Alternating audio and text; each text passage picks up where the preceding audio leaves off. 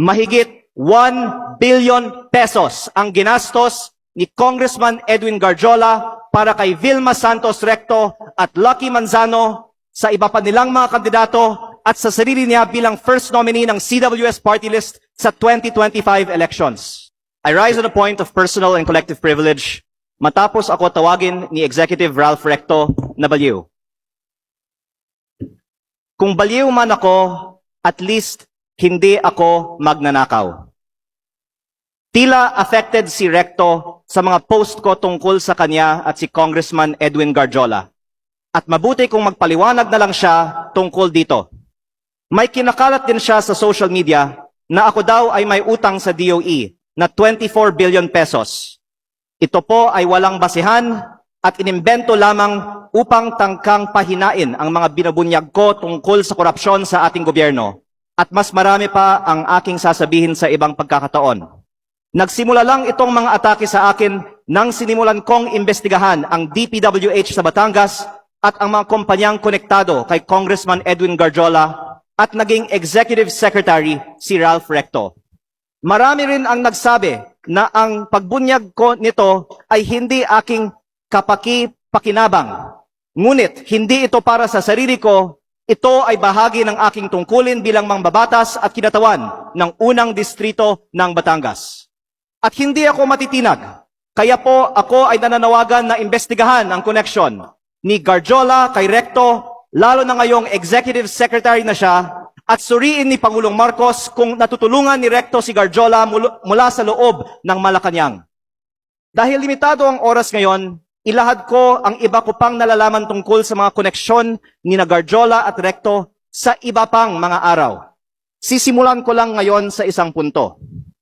Ayon sa aking tansya at pananiliksik, mahigit 1 billion pesos ang ginastos ni Congressman Edwin Garjola para kay Vilma Santos Recto at Lucky Manzano sa iba pa nilang mga kandidato at sa sarili niya bilang first nominee ng CWS party list sa 2025 elections. At kung hindi sasagutin ni Secretary Recto ang mga aligasyong ito, hinahamon ko si Yusek Claire Castro sa susunod niyang press briefing na sagutin kung tama ba na may ganitong aligasyon kay Executive Secretary Recto, bakit hindi pa sinasalang si Secretary Recto sa Commission on Appointments at kung ayaw din ba nilang buksan ang mga detalye ng dalawang kasong plunder ni E.S. Recto sa Ombudsman.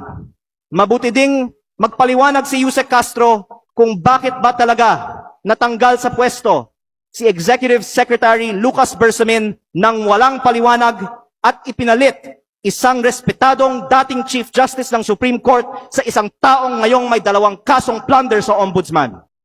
First, while this representation recognizes the importance of legislative oversight, I believe that it is equally important that information shared in this plenary is accurately based on facts, not assumptions, not insinuations, and certainly not on incomplete information. Hindi po dapat ginagamit ang plenaryong ito upang lahad na mga haka-haka o paratang na walang sapat na basehan. On the alleged ties between Congressman Edwin Garjola and Executive Secretary Ralph Recto, their association is purely professional, as Congressman Garjola is also a member of the House of Representatives and a fellow Batanggenyo. There are no personal interests involved, but only a shared commitment to fulfill their duties to their constituents. Walang katotohanan ang mga alegasyon ni Congressman Leviste na mayroon silang may mga maanumalyang transaksyon. Fake news po yan, Mr. Speaker. This representation is not privy to the motives of my colleague from the 1st District of Batangas, but let it be known, hindi po tayo basta-basta nagpapadala sa mga inimbentong issue dahil alam po natin kung ano ang katotohanan dito. In fact, I will not stand idly by and let these so-called facts be presented as truth.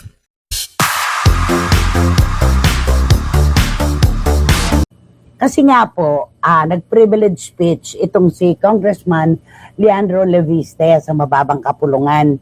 kung ano-ano po ang kanyang mga sinabi doon, mga para sa kanya ay revelasyon na puro raw daw, di Yeah. umano, ayon sa aking kaibigan, ayon sa akin nakausap na constituent, sinabi nila sa akin na ganito at ganyan. Walang resibo. Natural naman, hindi naman tama yon. Fake news naman talaga yon. Natural, si Congressman Ryan Christian Recto nagsalita at tama naman ang kanyang sinabi na dapat maging profesional at responsable.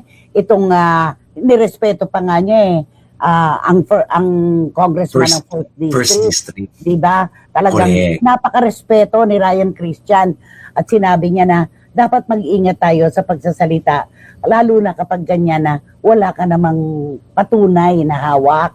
Totoo naman yun. At saka, Isipin mo ba naman, sabihin ba naman na yung billion daw ang ginasto sa kampanya ni Ate V Ate sa Luis Luis noong 2025 at yan daw ay tinuhunanan ng isang congressman na kontraktor na nagbumili ng mga boto.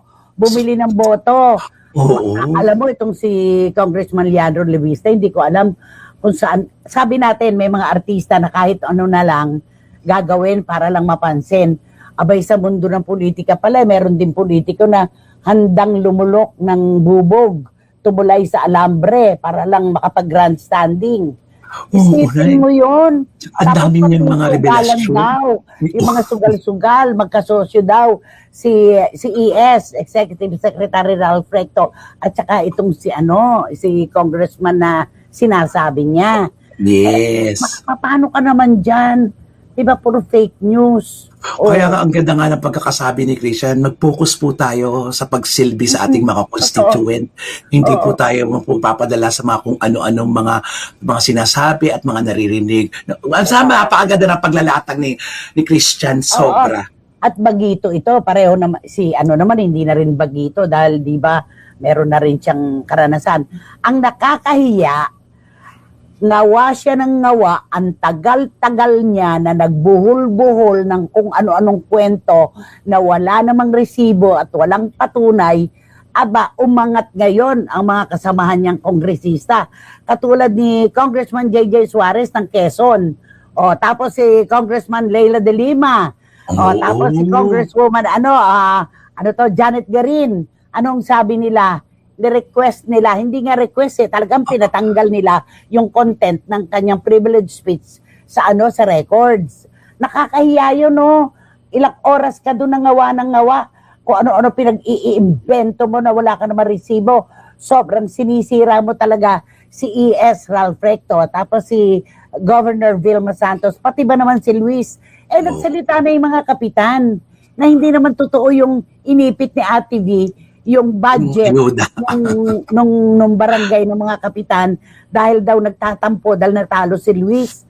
Nagsalita na siya mismo ang hindi nagpapunta doon sa mga kapitan. Grabe talaga. Tapos, Grabe din ang kwento nito. ang pinakamatindi, yung gumanon pa siya ng kamay niya. Kayong lahat na nandito ngayon, gumanon siya doon umangat ang dugo ng mga kasamahan niya. Kayong lahat na nandito ngayon, sabi niya, para bang siya yung pinuno, Kasi veterano yung mga nakikinig sa kanya. Di ba, mga veterano po. Sino ba magsasabi sa inyo na walang bilihan ng boto sa inyo, ganyan-ganyan, ay pwede ko nang sabihin na ako ang totoo at kayo ang sinungaling. Natural. Si Congressman J.J. Suarez, ewan ko sa iyo, pero maayos ang aming kampanya sa Quezon. Di ba? Nakakahiya ang mga pinagagagawa nitong ano kaya ginagawa ni Senator Loren Legarda?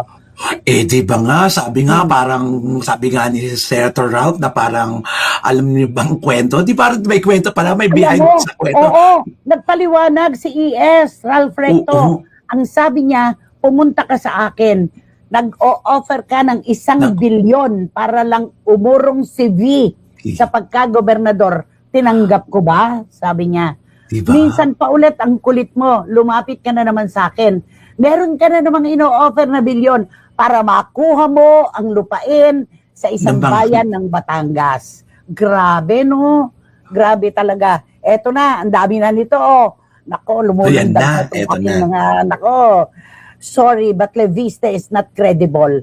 Pwede ba isoli mo muna ang chuchu-chuchu mo bago kayo mauwaw? Desperate move ang ginagawa mo, atche. Sabi ni Ching Bautista Silverio.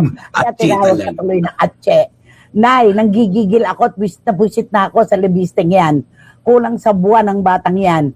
Parang antena ang pagmumuka. Hay nako, sabi ni Paulo Obalde. Teka muna ha, eto pa. Meron pa tayo dito na babasahin muna. Kasi nag-participate dito sila juries. Mm. Ang sabi ni Juris Dr. Chanel, tama po yung ginawa ni Congressman Ryan Christian Recto na soplakin kaagad ang mga ganyang fake news para hindi mamihasa. Hindi porke privilege speech ay kung ano-anong ngak-ngak na lang ang pupwedeng ikalat na walang basehan para sa pansariling interes. Nako ha, the design is so trapo. Trapo, traditional politician. Okay, sabi ni Ms. Nags, si Ryan Christian, quiet but deadly at ang strategy niya ay service over noise. Si Leandro, aggressive at outspoken at ang strategy niya ay disruption. Sa Batangas, ang politika ay parang barako coffee. Matapang at hindi pwedeng walang sipa. Pero sana ay maging malinis ang labanang ito at huwag mauwi sa personalan. Oo, yun Sabi naman. naman ni Wating-Wating ng London, delikado ang allegations kung walang solid proof. Ngayon kasi parang allegation versus denials lang ang labanan. But in the end, sino ang talo? Public trust is the biggest casualty. Totoo naman, public trust, di ba? Sabi ni Tita Julie Paras, napanood ko ang video ng pagsagot ni Congressman Ryan Recto kay Congressman Leviste sa di umanong malaking halagang nagasto sa kampanya ni na Governor V at anak na si Luis Manzano. Ayokong magbigay ng opinion. Ayokong magbigay ng opinion sa he said, she said issues nila. Mas nag-focus ako sa pag-deliver ng speech ni Congressman Ryan. Napakasimple pero malaman. Ang galing niya, straight to the point. Hindi na uutal, hindi katulad ng isa. Kaya binabasa na nga pa, utal-utal pa ang haba ng kwento niya. Sabi ni Tita Julie Paras, eto na. Nako, nag-angatan na itong mga Billmanians natin. Bill Mates, sabi nga ni Ate Bill, mga Bill Mates. Sabi ni Dan Clavesillas, panay barado po ang inabot dito sa Congress, nabugbog sarado ito, lalo na po kay Secretary Ralph at Representative De Lima. Parang nanay, parang panay bitterness din po ang buhay nito. Di ba may kwento nga ko, ang nanay nga niya kaya niyang labanan. Sino pa ang hindi niya kayang pagsalitaan? Di ba? At eto pa, sabi ni Lulu Malig, ay, siguro po, inggit ang umiral kay Congressman Leviste kasi po magandang pamamalakad ni Ate V at ng pamilya niya sa Batangas. Hindi, pinauurong siya, Lulu Malig. Nung panahon ng kampanya, binibigyan sila ng 1 bilyon ayon kay Executive Secretary Ralph Recto. Yon, tinawag nga siya na tinawag nga siyang baliw. Di ba? Baliw ka. Oo. Sinabi niya talaga din sa Sabi naman niya, kung baliw ako, hindi naman ako magnanakaw. Sabi nga naman ito. Alam mo, itong batang ito, hindi naman dapat putulan ng dila. Kawawa naman kung pabulol-bulol itong magsasalita. Pero dapat yung hulog nito itama. Kawawa itong batang ito. Isipin mo, miyembro ng mababang kapulungan na ang kalaban niya. Hindi lang si Congressman Ryan Christian. Hindi. Ang dami nag-o-oppose sa kanya. Grabe. Ang gandang hapon na yan, Romel. Ang sa akin lang, kung totoo ito, dapat noon pa ito binunyag niya. Dahil ang nahihirapan ay ang buong bansa. Sabi ni Adel Macaldo. Anong ladlad? Ladlad, oo. At saka ang tanong nga ni Congressman J.J. Suarez, when did it happen? Itong sinasabi mo, 2025 daw elections. Bakit ngayon ka lang nagsasalita? May ethics committee na po pwede mong ihain yan. Andiyan ang mga korte rin kung pwede kang magdemanda. Ba't ngayon ka lang nagnangangak-ngak, di ba? Parang ganon. Ay, nako. Ayoko dyan kay Congressman Leviste. Batang demonyo. Sabi ni Jamie Dacia. Siya kaya yung nando sa lumalaganap na ngayon yung bad seed. Di ba? Oo. Bad seed. Yung critic post. Oo. Oo. Nakakahiya po ang taong yan. Ang dami palang anomalyang ginawa pero binabaligtad ang kwento. Ang baho, kahit anong tago mo, sisingaw at sisingaw pa din. Yun ka, sabi niyo Marichu, firmasyon espiritu. Nako, eto pa. Please don't mention my name. Hindi ako takot dyan sa Leandro na yan porque may AI siya at meron siyang mga troll farms. Hindi ako takot sa kanya, naaawa ako sa kanya. Sana may mga mabubuting puso na magpayo sa batang ito na ang tapang ay hindi dinadaan sa pagsasalita. Magkaroon ka sana ng paninindigan. Ay, nako, hindi po matatapos. Ang dami-dami po nito. Oo, kasi ito Grabe. talaga, kanya-kanya talaga tong opinion. Lalo na pagdating sa politika, talagang hindi mo mapuputol to. Talagang madami talaga to. Ay, Kaya nako. lahat kayo, welcome dito. Sabi ni Tita Ganon. Ace ng Pet Market bago tayo lumipat, nice one, Congressman Ryan Christian. Simple but loud and clear. Hawak mo ang beat. Ayun Mahirap talaga magsalita ng wala ka resibo, Congressman Bebiste. Matuto ka na sana. Hindi lang po ngayon niya ginawa yan. Naalala niyo po nung kasagsagan ng issue ng DPWH, ipinagmalaki niya na nakakuha daw niya ang mga dokumento kay Yusek Cabral Sumalangit Nawa. Pero ano nangyari? Lumabas ang totoo. Hinablot lang pala niya yung mga dokumento na yan para magkaroon siya ng pagkakataon mag-grandstanding. Mag-grandstanding. Abi, dakdak ng dakdak, wala kang kawawaan. Ay, nako. Aangat po talaga kami. Nangupit daw ang ating Ate B. Ala, umayos ka, Totoy. Sabi ni Wating-Wating, ay, grabe talaga.